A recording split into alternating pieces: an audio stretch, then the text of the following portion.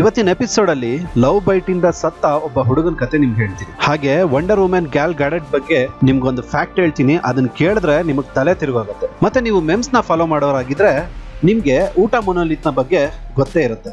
ಇದೆಲ್ಲಿಂದ ಬಂತು, ಹೇಗ್ ಮಾಯ ಆಯ್ತು ಅನ್ನೋದ್ರ ಬಗ್ಗೆ ಸಂಪೂರ್ಣ ಮಾಹಿತಿನ ನಾನು ಇವತ್ತು ಈ ವಿಡಿಯೋದಲ್ಲಿ ಕೊಡ್ತೀನಿ. ಇನ್ನು ಇಂಥ 15 ಫ್ಯಾಕ್ಟ್ಸ್ ನ ಇವತ್ತು ನಾನು ನಿಮ್ಗೆ ಹೇಳ್ತೀನಿ. Fact number 13. ನೀವೀಗ ನೋಡ್ತಿರೋದು ಒಂದು ಕೈದಿಯ ಫೋಟೋ ಅಲ್ಲ, ಇದು ಇಬ್ಬರು ಕೈದಿಗಳ ಫೋಟೋ. ಹೌದು, ನಿಜ, ಇವರಿಬ್ರು ಬೇರೆ ಬೇರೆ ಕೈದಿಗಳು. ಈ ಘಟನೆ ನಡೆದಿದ್ದು 1903ರಲ್ಲಿ ಕಾನ್ಸಾಸ್ ನ ಒಂದು ಜೈಲ್ ನಲ್ಲಿ. ಈ ವ್ಯಕ್ತಿ ಬಂದಾಗ ಅಲ್ಲಿನ ಪೊಲೀಸರು ಗಾಬರಿಯಾಗಿ ಈತನ ಹಿಡ್ಕೊಂಡ್ಬಿಟ್ರಂತೆ. ಯಾಕೆ ಅಂದ್ರೆ ಈ ವ್ಯಕ್ತಿನೇ ಹೋಲೋ ಇನ್ನೊಬ್ಬ ಕೈದಿ ಆ ಜೈಲ್ ನಲ್ಲಿ ಮೊದಲೇ ಇದ್ದ. ಅವನ ಹೆಸರು ವಿಲಿಯಂ ವೆಸ್ಟ್. ಎಲ್ಲೋ ಅದೇ ಕೈದಿನ ತಪ್ಪಿಸ್ಕೊಂಡು ಆಚೆ ಬಂದ್ಬಿಟ್ಟಿರ್ಬೇಕು ಅಂತ ಹೇಳಿ ಈ ಪೊಲೀಸರು ಈ ವ್ಯಕ್ತಿನ ಹಿಡ್ಕೊಂಡ್ರು. ಗಾಬರಿಯಾಗಿ ಮತ್ತೆ ಜೈಲ್ನ ಒಳಗೆ ಹೋಗಿ ಆ ಕೈದಿನ ನೋಡಿದಾಗ ಆ ಕೈದಿ ಜೈಲ್ನ ಒಳಗೆ ಇದ್ದ. ಆಗ ಇವ್ರಿಗೆಲ್ಲ ಗೊತ್ತಾಗಿದ್ದು ಅದೇ ಕೈದಿನ ಹೋಲುವಂತ ಇನ್ನೊಬ್ಬ ಕೈದಿ ಈ ಜೈಲಿಗೆ ಬಂದಿದ್ದಾನೆ ಅಂತ. ಸರಿ, ಈ ವ್ಯಕ್ತಿಯ ಹೆಸರು ಕೇಳಿದ್ರು. ಆಗ ಇವ್ರಿಗೆ ಇನ್ನೂ ತಲೆ ತಿರುಗೋಯ್ತು. ಯಾಕೆ ಅಂದ್ರೆ ಇವನ ಹೆಸರು ಕೂಡ ವಿಲ್ ವೆಸ್ಟ್ ಅಂತೆ. ಕೋಇನ್ಸಿಡೆನ್ಸ್ ನೋಡಿ, ಇವರು ಬರೀ ನೋಡೋದಕ್ಕಷ್ಟೇ ಅಲ್ಲ, ಇವರ ಹೆಸರುಗಳು ಕೂಡ ಒಂದೇನೆ ಆಗಿದ್ವು. ಹಾಗಾಗಿ ಇವರಿಬ್ಬರ ನಡುವೆ ವ್ಯತ್ಯಾಸ ಕಂಡುಹಿಡಿಯೋದಕ್ಕೆ ಅಂತ ಇವರ ಫಿಂಗರ್ ಪ್ರಿಂಟ್ ಗಳನ್ನ ಕೂಡ ತಗೊಳ್ಳೋದಕ್ಕೆ ಸ್ಟಾರ್ಟ್ ಮಾಡಿದ್ರು. ಹಾಗಾಗಿ ಆಗಿಂದ ಕೈದಿಗಳನ್ನ ಸೇರಿಸ್ಕೊಳ್ಳುವಾಗ ಫಿಂಗರ್ ಪ್ರಿಂಟ್ ತಗೊಳ್ಳೋ ಪರಂಪರೆ ಅವಾಗಿಂದ ಹುಡ್ಕೋತು. Fact number 12. ನೀವು ಕತ್ಲಲ್ಲಿ ಏನಾದ್ರೂ ಹುಡುಕುವಾಗ ಹೇಗೆ ಹುಡುಕ್ತೀರಾ? ಟಾರ್ಚ್ ಹಾಕಿ ಅಲ್ವಾ? ಆದ್ರೆ ಸಮುದ್ರದ ಆಳದಲ್ಲಿ ಕೂಡ ಬೆಳಕಿರಲ್ಲ. ಅಲ್ಲಿ ಒಂದು ಜಾತಿಯ ಮೀನಿದೆ. ಈ ಮೀನು ಕೂಡ ಹೀಗೆ ಕತ್ಲಲ್ಲಿ ಟಾರ್ಚ್ ಹಾಕಿ ತನ್ನ ಆಹಾರನ ಹುಡ್ಕೊಳ್ಳುತ್ತಂತೆ. ಅಂದ್ರೆ ಟಾರ್ಚ್ ಹಾಕಿ ಅಂದ್ರೆ ನಿಜವಾದ ಟಾರ್ಚ್ ಅಲ್ಲ, ಪ್ರಕೃತಿನೇ ಇದಕ್ಕೆ ಒಂದು ಟಾರ್ಚ್ ಕೊಟ್ಟಿದೆ. ಇದರ ತಲೆ ಮೇಲೆ ಇರೋ ಈ ಬಲ್ಬ್ ನ ಆಕಾರ ಇದೆಯಲ್ಲ, ಇದರಲ್ಲಿ ಬಯೋಲೂಮಿನಿಸೆಂಟ್ ಲೈಟ್ ಇದೆ.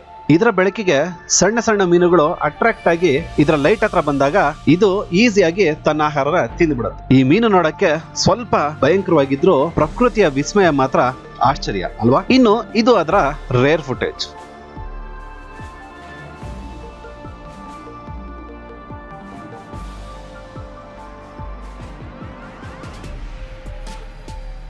ಅಂದ್ಹಾಗೆ ಇದರ ಹೆಸರು ಆಂಗ್ಲರ್ ಫಿಶ್.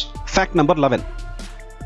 ಏನಪ್ಪ, ಬರ್ತಾ ಬರ್ತಾ ಈ ಹೊಸ ಹೊಸ ಟ್ರೆಂಡ್ಗಳು ಸೃಷ್ಟಿ ಆಗ್ತಾನೆ ಇರುತ್ತೆ. ಈಗ ಈ ಲವ್ ಬೈಟ್ ಅನ್ನೋದು ಹೊಸ ಟ್ರೆಂಡ್ ಅಂತ. ಪ್ರೀತಿಯಲ್ಲಿರೋ ಹುಡುಗ ಹುಡುಗಿ ಕಚ್ಕೊಡೋದು ಈ ಲವ್ ಬೈಟ್ ನ ಟ್ರೆಂಡ್. ಆಗಿರೋ ಗಾಯನ ಇನ್ಸ್ಟಾಲ್ಲಾಗ್ಲಿ ವಾಟ್ಸ್ಆಪ್ ನಲ್ಲಾಗ್ಲಿ ಸ್ಟೇಟಸ್ ಗಳು ಹಾಕೊಂಡು ಶೋಕಿಗಳು ಮಾಡ್ತಿರ್ತಾರೆ. ಇನ್ನು ಇದರಿಂದ ಒಂದು ಪ್ರಾಣನೇ ಹೋಗಿದೆ. ಹೌದು, ಮೆಕ್ಸಿಕೋನಲ್ಲಿ ಜೂಲಿಯೋ ಮಸಿಯಾಸ್ ಅನ್ನೋ ಒಬ್ಬ 17 ವರ್ಷದ ಹುಡುಗನಿಗೆ ಅವನ್ ಗರ್ಲ್ ಫ್ರೆಂಡ್ ಲವ್ ಬೈಟ್ ಕೊಟ್ಲಂತೆ. ಅಲ್ಲಿ ಹೆಪ್ಪುಗಟ್ಟಿದ ರಕ್ತ ಬ್ಲಡ್ ವೇನ್ಸ್ ಅಂದ್ರೆ ರಕ್ತ ನಾಳದಲ್ಲಿ ಚಲಿಸ್ತಾ ಮೆದುಳಿಗೆ ಹೋಯ್ತಂತೆ. ಹೆಪ್ಪುಗಟ್ಟಿರೋ ರಕ್ತ ಮೆದುಳಿಗೆ ಯಾವಾಗ ಹೋಯ್ತೋ ಆಗ ಆ ಹುಡುಗ ಪಾಪ ಸತ್ತ. ಹಾಗಾಗಿ ಇನ್ ಮುಂದೆ ಸ್ವಲ್ಪ ಹುಷಾರಾಗಿರಿ.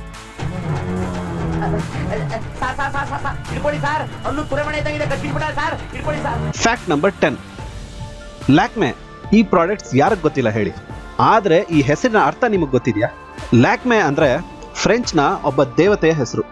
ಅಂದ್ರೆ ಯಾವ್ದೋ ದೇವತೆ ಅನ್ಕೊಂಬಿಡಿ, ಆ ದೇವತೆ ಬೇರೆ ಯಾರು ಅಲ್ಲ, ನಮ್ಮ ಭಾರತದಲ್ಲಿ ಪೂಜಿಸೋ ಈ ಲಕ್ಷ್ಮಿಯನ್ನೇ ಅವರು ಲ್ಯಾಕ್ಮೆ ಅಂತಾರೆ. ಅಲ್ಲಿ ಲಕ್ಷ್ಮಿ ಬರೀ ಧನ ಐಶ್ವರ್ಯಗಳಿಗೆ ಮಾತ್ರ ದೇವತೆ ಅಲ್ಲ, ಸೌಂದರ್ಯಕ್ಕೂ ಕೂಡ ಅಲ್ಲಿ ದೇವತೆ. ಹಾಗಾಗಿ ಈ ಹೆಸರನ್ನ ಈ ಕಂಪ್ನಿಗೆ ಇಟ್ಟಿದ್ದಾರೆ. Fact number 9. ನೀವೀಗ ನೋಡ್ತಿರೋದು ಟೈಟಾನಿಕ್ 2 ನ ಚಿತ್ರ. ಅಂದ್ರೆ ಟೈಟಾನಿಕ್ 2 ಅಂದ್ರೆ ಮೂವಿ ಅಲ್ಲ, ಇದು ನಿಜವಾದ ಟೈಟಾನಿಕ್ ಶಿಪ್. ಹೌದು, ಮೊದ್ಲಿತ್ತಲ್ಲ ಟೈಟಾನಿಕ್, ಅದು ಹೇಗಿತ್ತೋ ಥೇಟ್ ಅದೇ ತರನೇ ಈ ಟೈಟಾನಿಕ್ 2 ನ ಕೂಡ ಕಟ್ಟಿದ್ದಾರೆ. ಇನ್ನ ಈ ಟೈಟಾನಿಕ್ 2 2022ಕ್ಕೆ ತನ್ನ ಪ್ರಯಾಣನ ಪ್ರಾರಂಭಿಸುತ್ತೆ. ಅಷ್ಟೇ ಅಲ್ಲ, ಮೊದಲು ಟೈಟಾನಿಕ್ ಯಾವ ಮಾರ್ಗದಲ್ಲಿ ಹೋಗಿತ್ತೋ ಅದೇ ಮಾರ್ಗದಲ್ಲಿ ಈ ಟೈಟಾನಿಕ್ 2 ಕೂಡ ಹೋಗ್ತಾ ಇದೆ. ಈಗ ನಿಮ್ಗೊಂದು ಪ್ರಶ್ನೆ, ಅಕಸ್ಮಾತ್ ನಿಮ್ಗೇನಾದ್ರೂ ಈ ಪ್ರಯಾಣಕ್ಕೆ ಫ್ರೀ ಟಿಕೆಟ್ ಸಿಕ್ಕರೆ ಹೋಗ್ತೀರಾ? ಕಮೆಂಟ್ ಮಾಡಿ. Fact number 8. ವಿಮಾನ ಕಂಡು ಹಿಡಿದವ್ರು ಯಾರು ಅಂದ್ರೆ ನಾವು ತಕ್ಷಣ ರೈಟ್ ಬ್ರದರ್ಸ್ ಅಂತ ಹೇಳ್ತೀವಿ. ಆದ್ರೆ ಅವರ ಇನ್ವೆನ್ಷನ್ ನ ಹಿಂದೆ ಇರೋ ಕತೆ ಮಾತ್ರ ತುಂಬಾ ಇನ್ಸ್ಪೈರಿಂಗ್. ರೈಟ್ ಬ್ರದರ್ಸ್ ಅಂದ್ರೆ ನಾವ್ ಅನ್ಕೊಳ್ಳೋದು ಇಬ್ರು ಅಣ್ಣ ತಮ್ಮಂದ್ರು ಅಂತ, ಆದ್ರೆ ಅಲ್ಲ. ಅವ್ರ ಕುಟುಂಬದಲ್ಲಿ ಒಟ್ಟು 7 ಜನ ಮಕ್ಕಳು. ಅವರಲ್ಲಿ ಇಬ್ರು ಈ ರೈಟ್ ಬ್ರದರ್ಸ್.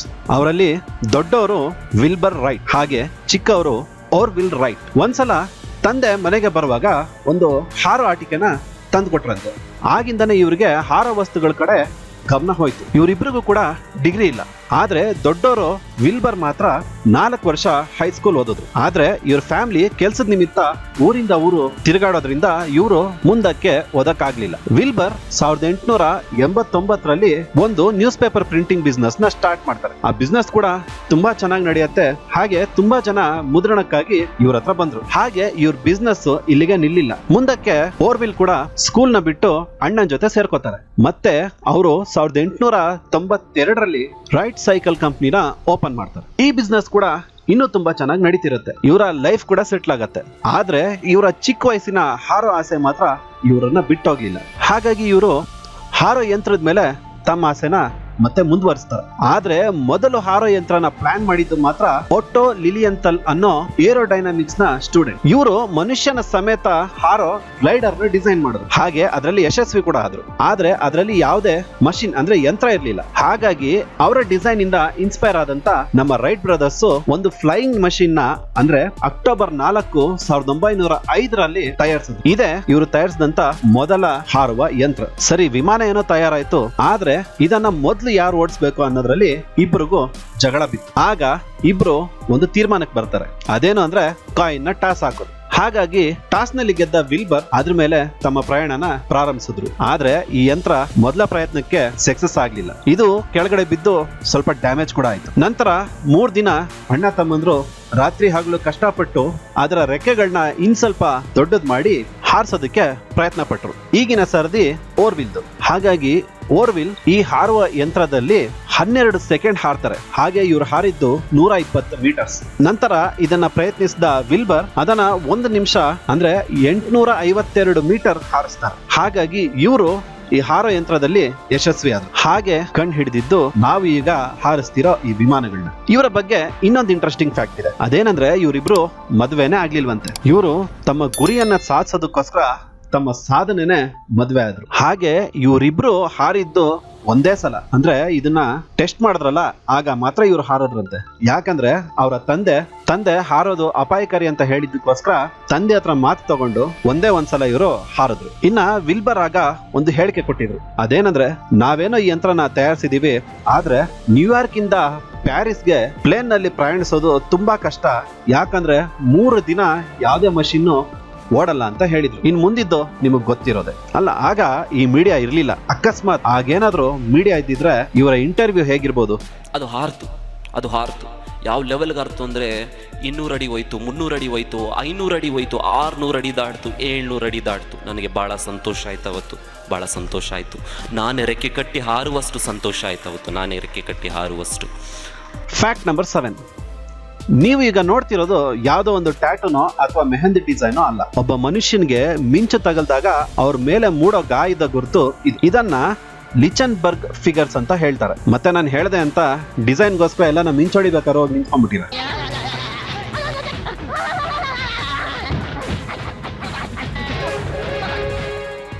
Fact number 6. ಚೈನಾದಲ್ಲಿ ಒಂದು ಕೋಳಿ ಮೊಟ್ಟೆ ಸಿಗತ್ತೆ. ಅದರ ಬೆಲೆ ಸುಮಾರು 18 ರೂಪಾಯಿ. ಇದು ರಿಚ್ ವಿತ್ ಪ್ರೋಟೀನ್ಸ್ ಮತ್ತು ಹಾಗೆ ವಿಟಮಿನ್ಸ್. ಇದನ್ನ ತಿನ್ನೋದ್ರಿಂದ ಸೊಂಟ ನೋವು, ಮಂಡಿ ನೋವು, ಜಾಯಿಂಟ್ ಪೇನ್ಸ್ ಯಾವ್ದು ಬರಲ್ವಂತೆ. ಅಷ್ಟೇ ಅಲ್ಲ, ಇದನ್ನ ತಿನ್ನೋದ್ರಿಂದ ಒಂದು ದಿನದ ಫುಲ್ಲು ಎನರ್ಜಿ ಇರುತ್ತಂತೆ. ಇದನ್ನ ಕೇಳಿ ಏನೋ ಅಂತ ನೀವೇನಾದ್ರೂ ತಿನ್ಬೇಕು ಅನ್ಕೊಂಡಿದ್ರೆ ನಿಮ್ ಕತೆ ಅಷ್ಟೇ. ಯಾಕೆ ಅಂದ್ರೆ ಅವ್ರ ಪ್ರಕಾರ 10 ವರ್ಷದ ಹುಡುಗರ ಮೂತ್ರದಲ್ಲಿ ತುಂಬಾ ಹೆಲ್ತ್ ಬೆನಿಫಿಟ್ಸ್ ಇದೆ ಅಂತೆ. ಹಾಗಾಗಿ ಪ್ರೈಮರಿ ಸ್ಕೂಲಿಂದ ಬರೋ ಮೂತ್ರನ ಕಲೆಕ್ಟ್ ಮಾಡಿ ಆ ಮೂತ್ರದಲ್ಲೇ ನೆನೆಸಿ ಅದರಲ್ಲೇ ಬೇಯಿಸಿ ಇದನ್ನ ಕೊಡ್ತಾರೆ. Fact number 5. ನಿಮ್ಗೆ ಈಗ ಒಂದು ವಿಡಿಯೋ ತೋರಿಸ್ತೀನಿ ನೋಡಿ.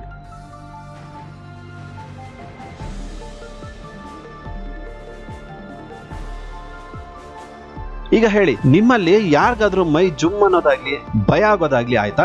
ಆಗಿದ್ರೆ ನಿಮ್ಗೆ ಆಕ್ರೋಫೋಬಿಯಾ ಇದೆ. ಇದೊಂದು ಡಿಸಾರ್ಡರ್. ಇದ್ರ ಪ್ರಕಾರ ಈ ಡಿಸಾರ್ಡರ್ ಇರೋ ವ್ಯಕ್ತಿಗೆ ಹೈಟ್ಸ್ ಅಂದ್ರೆ ಭಯ ಅಂತೆ. ಕೆಲವು ಸಲ ತಲೆ ಸುತ್ತು ಬಂದು ಬೀಳ್ತಾರೆ ಕೂಡ. ಇದಕ್ಕೂ ಯಾವ್ದೇ ಟ್ರೀಟ್ಮೆಂಟ್ ಇಲ್ಲ. ಆದ್ರೆ ಕೆಲವು ಎಕ್ಸರ್ಸೈಸ್ ನಿಂದ ಇದು ಸರಿಪಡಿಸ್ಕೊಳ್ಬಹುದು. ಆದ್ರೆ ಗುಣ ಮಾಡ್ಕೊಳ್ಳದೆ ಏನಾದ್ರೂ ಹೈಟ್ಸ್ ಗೆ ಹೋದ್ರೆ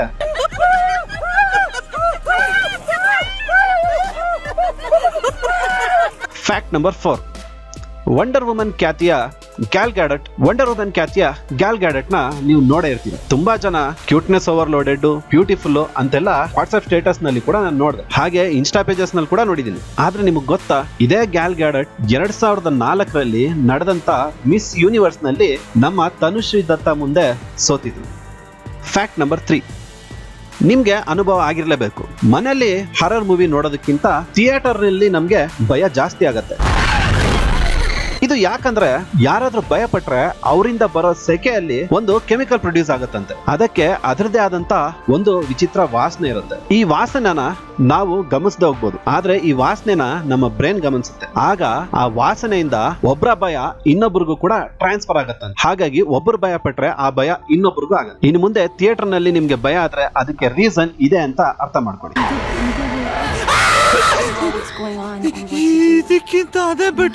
ಫ್ಯಾಕ್ಟ್ ನಂಬರ್ 2, ನಿಮಗೆ ಗೊತ್ತಾ, ನಿಮ್ಮ ಹೆಬ್ಬೆರಳು ಎಷ್ಟು ಉದ್ದ ಇದೆಯೋ ನಿಮ್ಮ ಮೂಗು ಕೂಡ ಅಷ್ಟೇ ಉದ್ದ ಇರುತ್ತೆ. ಆಲ್ರೆಡಿ ನೀವು ಈಗ ಹೆಬ್ಬೆರಳನ್ನ ಮೂಗಿಗೆ ಇಟ್ಟು ನೋಡ್ಕೊಂಡಿರ್ತೀರಲ್ವಾ. ಈಗ ನಿಮ್ಗೆ ಗೊತ್ತಾಗಿದೆ ಅಲ್ವಾ ನಾನು ಹೇಳಿದ್ ನಿಜ ಅಂತ.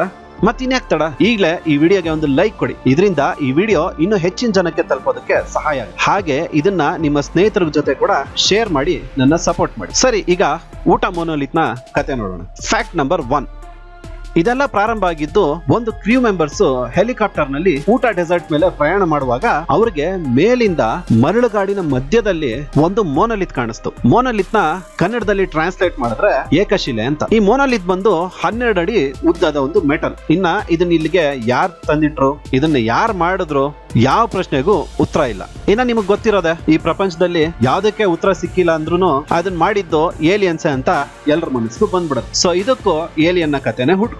ಇನ್ನ ಈ ಕತೆಗೆ ಟ್ವಿಸ್ಟ್ ಬಂದಿದ್ದು ಈ ಮೋನಲಿತ್ ಮಾಯ ಆದಾಗ. ಹೌದು, ಒಂದಿನ ಇದ್ದಕ್ಕಿದ್ದಾಗೆ ಈ ಮೋನಲಿತ್ ಮಾಯ ಆಯ್ತು. ಇನ್ನ ಎಲ್ರು ಶುರು ಹಚ್ಕೊಂಡ್ರು, ನಾವ್ ಮೊದ್ಲೇ ಹೇಳಿಲ್ವಾ ಇದು ಏಲಿಯನ್ ತಂದಿಟ್ರು, ಹಾಗಾಗಿ ಅವರೇ ಎತ್ಕೊಂಡು ಹೋದ್ರು ಅಂತ. ಆದ್ರೆ ಒಂದು ಯೂಟ್ಯೂಬ್ ರಿಸರ್ಚರ್ಸ್ ಟೀಮ್ ಅದನ್ನ ತಗೊಂಡ್ ಹೋಗ್ತಿರೋ ವಿಡಿಯೋನ ಪೋಸ್ಟ್ ಮಾಡಿ ಈ ಮೋನಲಿತ್ ನಾವೇ ತಗೊಂಡ್ ಹೋಗಿದ್ದು, ಇದನ್ನ ಟೆಸ್ಟ್ ಮಾಡೋದಕ್ಕೆ ತಗೊಂಡ್ ಹೋಗ್ತಾ ಇದೀವಿ ಅಂತ ಹೇಳಿದ್ರು. ಇನ್ನ ಅವ್ರ ಪ್ರಕಾರ ಈ ಸ್ಕಲ್ಪ್ಚರ್ ನ ಯಾರೋ ಆರ್ಟಿಸ್ಟ್ ಮಾಡಿ ಇದನ್ನ ಇಲ್ಲಿ ತಂದು ಇಟ್ಟೋಗಿರ್ಬೋದು ಅಂತ. ಆದ್ರೆ ಯಾರು ಯಾಕೆ ಅಂತ ಮಾತ್ರ ಇನ್ನೂ ಉತ್ತರ ಸಿಕ್ಕಿಲ್ಲ. ಆದ್ರೆ ಇದು ಬರೀ ಊಟ ಅಷ್ಟೇ ಅಲ್ಲ, ರೊಮೇನಿಯಾ, ಕ್ಯಾಲಿಫೋರ್ನಿಯಾದಲ್ಲಿ ಕೂಡ ಈ ಮೋನಲಿತ್ ಸಿಕ್ತು. ಇನ್ನ ಇದನ್ನ ಅಲ್ಯಾರಿಟ್ರು ಗೊತ್ತಿಲ್ಲ, ಆದ್ರೆ ಆದಷ್ಟು ಬೇಗನೆ ಇದಕ್ಕೆ ಉತ್ತರ ಸಿಗತ್ತೆ. ಇನ್ ಇದೆಲ್ಲ ಬಿಟ್ರೆ ಕೆಲವು ಇನ್ಸ್ಟಾ ಪೇಜಸ್ ಈ ಮೋನಲಿತ್ ಏನಾದ್ರು ಇಂಡಿಯಾದಲ್ಲಿ ಸಿಕ್ಕರೆ ಏನಾಗ್ಬೋದು ಅಂತ ಮೆಮ್ಸ್ ಮಾಡಿದ್ರು. ಅದು ಮಾತ್ರ ಚಿಂದಿ. ಲವರ್ ಸ್ಪಾಟ್, ಕ್ರಿಕೆಟ್ ಆಡೋದು, ಅದ್ರ ಮುಂದೆ ಶೇವಿಂಗ್ ಮಾಡ್ಕೊಳ್ಳೋದು, ಹೈಟ್ ನೋಡ್ಕೊಳ್ಳೋದು, ನಿಜ ಕಣ್ರಿ. ಏನೇ ಹೇಳಿ ಈ ಮೆಮ್ಸ್ ಮಾಡೋರ್ ತಲೆ ಮಾತ್ರ ಔಟ್ಸ್ಟ್ಯಾಂಡಿಂಗ್. ಇದು ಫ್ರೆಂಡ್ಸ್ 15 ಅಮೇಜಿಂಗ್ ಫ್ಯಾಕ್ಟ್ಸ್. ಇದರಲ್ಲಿ ನಿಮಗೆ ಯಾವ್ದು ತುಂಬಾ ಇಷ್ಟ ಆಯ್ತು ಅಂತ ಕೆಳಗಡೆ ಕಮೆಂಟ್ ಸೆಕ್ಷನ್ ಅಲ್ಲಿ ಕಮೆಂಟ್ ಮಾಡಿ. ಹಾಗೆ ಈ ವಿಡಿಯೋನ ನಿಮ್ ಫ್ರೆಂಡ್ಸ್ ಜೊತೆ ಶೇರ್ ಮಾಡ್ತೀರಾ ಅಂತ ಆಶಿಸ್ತಾ